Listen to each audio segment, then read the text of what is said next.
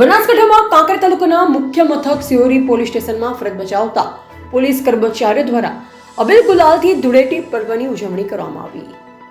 સમગ્ર દેશમાં હોળી ધૂળેટી પર્વની ઉજવણી કરવામાં આવી રહી છે, ત્યારે બનાસકાંઠા જિલ્લાના કાંકરેજ તાલુકાના મુખ્ય મથક સિહોરી પોલીસ સ્ટેશનમાં ફરજ બજાવતા પોલીસ કર્મચારીઓ દ્વારા અબીલ ગુલાલ અને રંગબેરંગી કલર સાથે આનંદ અને એકબીજા સાથે પ્રેમથી રંગો લગાવી ધૂળેટીની ઉજવણી કરવામાં આવી હતી।